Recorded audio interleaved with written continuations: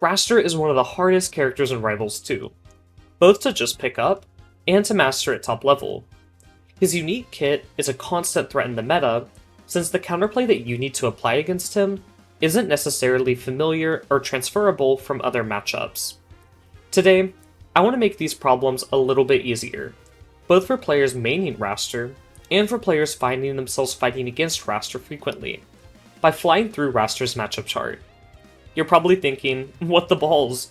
What does Wrastor and Arcane main know about Wrastor? And you'd be right. I don't really know a whole lot. That's why today's chart and notes have all been provided by the top players Dakpo and Thronework. Each of them have had incredible placements with Wrastor this year, and if you want to check them out, I linked all their socials down below. Now that we're confident that this list won't be bogus or from a middling Arcane, yapping about something that they don't really know about, let's break down Wrastor's strengths and weaknesses to add some general context to his kit. Wrastor's strengths can be seen in his long custom combos that can be adapted based on your opponent's DI, his aerial strong attacks, which can be used out of these combos, and his slipstream, making him one of the most nimble characters in the game. His ledge guarding is super powerful as well, which is truthfully really good at disrupting recovering opponents, especially when they're not really able to tech against a wall. Some problems for Wrastor, however, can be noted in his lack of speed without the slipstream. This isn't as big as a problem anymore, since the most recent patch allows slipstream to refresh when Wrastor lands a hit, but it can be a struggle and slow down Wrastor a lot in neutral, especially when an opponent is able to wall him out when he might be desperately trying to get in. Wrastor is also really light, and while this doesn't hold him back in the meta, it does mean that Wrastor players need to maximize the damage they earn off of every interaction and minimize the damage they take. Some characters can start to kill him as early as 80 and 90% on some stages. This lightweight isn't all bad, since Wrastor is a floaty, which means he can be a little tricky to combo or chase down in the air. That's not to say that Wrastor wouldn't prefer to be a more standard weight, but it's a little bonus for sure. Since we're all on the same page now about what Wrastor is and isn't successful at, let's go ahead and get to the matchup chart. I'll be starting with the easiest matchups and soaring into the hardest ones as we go. Truthfully, Torque and Dakpo had slightly different lists, but similar talking points about each character. When a character doesn't line up, I'll make a little note of that, but I think I found a nice medium between the two players' lists. Speaking of those two, they'll be on the podcast later this week talking everything about Wrastor. Starting with Wrastor's easiest matchup, we have Olympia. Olympia is a fast faller, meaning that Wrastor does have to mix up and pay super close attention to his combos in this matchup. However, when he does, Olympia doesn't really see a lot of chances to actually and effectively escape. Her recovery is pretty limited, and not disjointed at all, meaning that Wrastor can easily take advantage of her poor offstage game and checkmate her. Her run speed being slower than average also means that Wrastor won't be getting pressured too hard in neutral either. One tip for this matchup, if you're a Wrastor player, is to conserve your jumps when recovering or while in the air, since a crystal pop with no jumps remaining can spell certain doom for the bird. As long as you avoid her early kill moves and take advantage of those extra jumps and your floating isn't disadvantage, you should be all good to go. I'm sure you could guess who's next, since most of these matchup charts have him here, but Daedalus is sadly not holding his own against Wrastor. His big body is a liability, and his poor, linear recovery means that Wrastor can take a lot of space off stage, limiting both how Daedalus wants to mix up his recovery and DI in combos, and killing him once he's forced to choose a recovery option. Daedalus is however pretty good at controlling the ground, meaning that as a Wrastor player, you do need to watch out for his quick speed and potentially plan around hazards by picking a stage that you're comfortable taking and giving space based on what you need in the moment. Since Wrastor is so light and floaty, you gotta be sure to not let Daedalus snowball a combo on you. However, you should find it pretty easy to do the same to him, and take stocks super quickly. One tip for this matchup is to factor in icicles while you're recovering.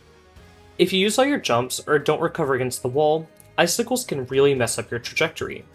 Fly safe out there, gamers.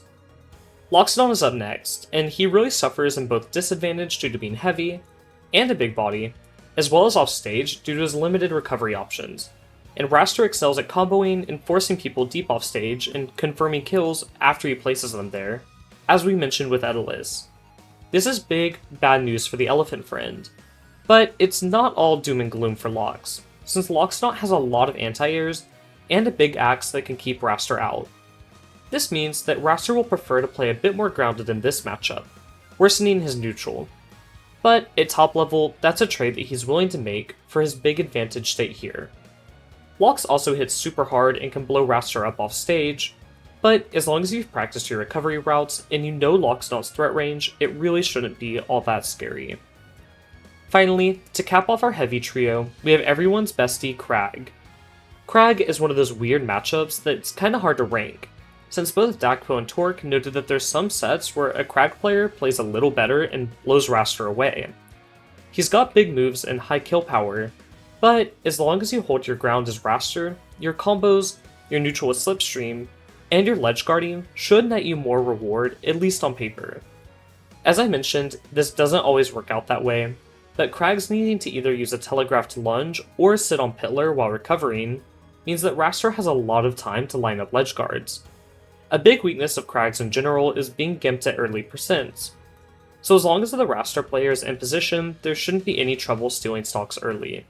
Not to sound like a broken record, but I want to give you one last reminder to be sure to be aware of Crag's trickery and foolishness, since he does have some crazy tools to play more creative than the bird and run away with games.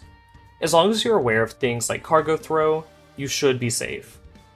Our last winning matchup for Wrastor is someone you might not necessarily expect here, but it's Maple. This is one of the matchups where Dakpo and Torque slightly disagreed, since Torque placed turn even and Dakpo noted that he thought the matchup was really easy for Wrastor, outside of Maple's early kill confirms. Both players, however, were adamant that killing Maple was pretty straightforward, since her lightweight and easy to intercept recovery meant that Wrastor could easily pick her apart in the air. Torque noted that he didn't love this matchup since Wrastor's landing tools are a bit limited, so up air ladders can be a little annoying.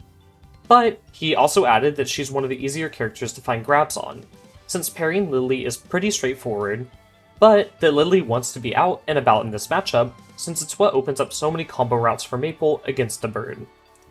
One tip for all you birds out there, however, is that if Maple is recovering with her tether, Wrastor can down strong in the air, guaranteeing a spike on the rat. You can also neutral special against her if she tethers towards you in the top blast zone, but normally Maples only do that out of the real kill confirm, so they'll know how to make it safe. I wouldn't suggest mashing neutral B out of Maple's up air all the time, but I guess you can mix it up sometimes. Before we move on to the even part of the matchup chart, I really quickly want to remind you to check if you're subscribed. I've had a few comments recently tell me they've been watching the channel for so long and only recently realized they hadn't subbed. It's 100% free and goes a long way to boost the channel in the algo. Thanks tons for using code LASTSTOCK, and let's get back to the matchup chart. For our first even matchup, and actually the only even matchup that these players could agree on, we have Forest Burn. Both players noted that neutral is awful in this matchup, due to Forest Burn's massive disjoints challenging Wrastor both on the ground and while he's up in the air. Forest Burn's ability to tech chase is super effective in this matchup, since Wrastor is pretty light, and any percent that he takes will really add up. This means that this is definitely a matchup that you'll want to take slow, since truthfully, Wrastor's advantage state is better than Forest Burn's. You just have to find a way to find it amongst all of Forest Burn's little tricks. Wrastor is also one of the few characters that can actually apply real pressure to Forest Burn's recovery, so you can take advantage of that in a pinch. If you're having trouble limiting Forest Burn's recovery mix-ups, try using tools to dismiss smoke and knock Forest Burn away from the wall, especially after he's used Clone. With smoke gone and no Clone, there's not really a real chance of Forest Burn making it back, meaning you don't need to land some kind of crazy strong attack or kill option off stage, you just have to take away all of his toys. Our next even matchup is Absa. Torque noted that he thought this matchup could be winning, but that was probably just because she's so new, and that later on down the line there would be more info on her as her meta develops. Truthfully, where we're at right now with Absa is overall kind of a mystery, since there's so much in her kit and she's only been around for 2 weeks or so. What we do know, however, is that she's super light, meaning that Wrastor's strongs can blow her up at criminally early percents, but that she also has ample kill power and combo tools to zap lives off of our feathered friend. If you're struggling in this matchup, try approaching with your big safe moves like Bear, since the pressure will eventually overwhelm Absa, and you'll minimize your risk in the process. Let's go ahead and hop down to our losing tiers.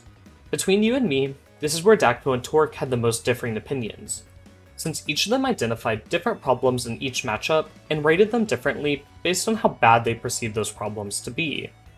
Because of this, I'll be making two tiers in the losing category, one being a slightly losing tier and one being a general losing tier. Slightly losing means that the matchup has some redeeming qualities, and that one of these players didn't think it was all that bad, while the general losing tier will be reserved just for matchups that both players thought were pretty terrible. If you want more context and a deeper dive on these matchups, I'm having both Dakpo and Torque on the podcast this Friday, as I mentioned earlier, to really break these down and go over the fine details with me. To kick us off in the slightly losing tier, we have a character that everyone loves to fight, Claren. Claren's a fighter similar to Crag, like we mentioned earlier, that's really tricky to fully combat, since she has so many options that can be spun in creative new ways and kill you super early. However, when Wrastor does find ways to punish and properly employs counterplay to Claren's quick tools like down tilt, suddenly the matchup becomes a lot more clear. This can be done by relying on grab and forcing Claren into unpleasant spots off stage. Her up B is pretty hard to counter, but if you aim for her right after a side B, she normally won't have time to block an attack. Overall, you shouldn't feel bad if you find this matchup to be an uphill battle, but there is light at the end of the tunnel. Our next fighter is Rano. Rano is a frustrating fighter for Wrastor due to his grounded gameplay being so much better than Wrastor. If we look at general speed and frame data, Rano simply has Wrastor beat, especially when Slipstream isn't around. And when you consider Rano's ability to camp with needles to minimize Wrastor's effective time in Slipstream, the speed boost becomes a clutch instead of a constant. This allows Rano to get a lot of consistent neutral wins, linking into his powerful advantage state. However, in this matchup, Wrastor actually has a lot of tools to escape. His extra jumps allow him to dodge confirms in some spots that Rano relies on to take early stocks, and Wrastor's weight and fall speed help him pop out of low percent combos a bit earlier than the rest of the cast. Luckily for Wrastor, Rano doesn't have a great way to apply a hitbox below him while being juggled, since his down air is a little slow and laggy. This means that Wrastor can easily bully Rano in the sky with a clean juggle. If you're a Wrastor player struggling in this matchup, I'd suggest trying to get Rano above you, hit him a few times, and then look out for a reversal attempt. Once you dodge Rano's aggression, or call out maybe an air dodge, you can reset your juggle and get even more damage or potentially a kill. For our last slightly losing matchup, we have Fleet. Fleet has great disjoints and projectiles to wall Wrastor out with, making neutral a not so fun time for the bird. Her slow fall is also great for positioning herself both defensively and offensively against Wrastor, especially off stage, since she has a few ways to mix up her approach back to ledge, and a way to wait out Wrastor when he's below her to see what path he wants to take to get back to the stage. This means that Wrastor has to be really particular about how he'll get back to ledge if he wants to survive. Her down air is also incredibly deadly after Wrastor has spent a few of his resources, so be sure to keep an eye out for that and be ready to tech the wall against it. The highlight to this matchup is while Fleet does tend to wall and blow up Wrastor, Wrastor can also do the same if he's able to force defensive options out of Fleet early. Remember that she only has one float per airtime, so if you can find a way to overextend and call her out for it, you can see a really big reward. Overextending is obviously risky and hard to do right, so I suggest only confident birds taking a swing at this. I know that we're all going to miss the slightly losing matchups, but we gotta move on to the dreaded losing matchups. I was going to title this tier hard losing, but truthfully, neither of these matchups are impossible, they're just a good bit more difficult than all the others in the game. First up, we have Orcane. Orcane's great at outboxing Wrastor both on the ground and calling out his landings with moves like up tilt.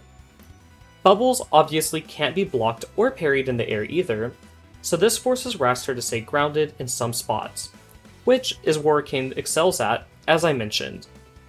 If Wrastor has a chance, parrying bubbles is really easy and can lead to big tech chases. But Orcane being a bit heavier than most fighters means that you have to rack up some more percent than normal to secure a kill. Speaking of those kills, a common theme in this video has been me noting that Wrastor can put someone off stage and then catch their recovery to take an early stock. This never happens against Orcane, since if you chase him off stage, he can just recover to his puddle, and if you choose to play more passively, he can just go to the ledge. Truthfully, Orcane is pretty strong this patch due to moves knocking down earlier, and stages like Godai's Delta ceiling being lowered, making this matchup really hard right now. If Orcane, or the mechanics that indirectly buffed Orcane, get a few tweaks, this matchup might become a bit more doable, but for now, it's more than tricky for sure. Our last matchup is Zetterburn. This was agreed on by both Dakpo and Torque as being incredibly challenging, since Zetterburn has both massive combos to rack you up to 50 or 70% per neutral win, as well as confirms that start killing Wrastor right around 70 to 80%. Isn't that inconvenient? Fireball also allows Zetterburn to set the pacing of a match, which isn't something that Wrastor adores, since Wrastor needs to put on extra pressure while Slipstream is out and about. Shine is also incredibly disruptive to Wrastor, since when Wrastor does finally get in, Zetterburn has a tool that not only stalls him in the air to mix up his landings, but also confirms into Upstrong, killing Wrastor as early as 60% on some platforms. As Zetterburns have also improved their gameplay, they've learned how to combo Wrastor onto these platforms instead of ending their combos off stage, landing Wrastor in a position where he's a lot more vulnerable to the Shine Upstrong that I mentioned. Unlike Orcane, Zetterburn isn't particularly overtuned on this patch, meaning that this is probably an eternally bad matchup. If you're looking for a bit of help in this one, I suggest trying to knock Zetterburn away from the wall if you get a chance. His recovery relies on wall teching and jumping, so as long as you can deny those, you can probably take his stock a little bit earlier than normal. This is a lot easier said than done, however, but it's worth knowing. That wraps up our Wrastor matchup chart. I want to give another huge thank you to both Dakpo and Torque for helping me out on this one.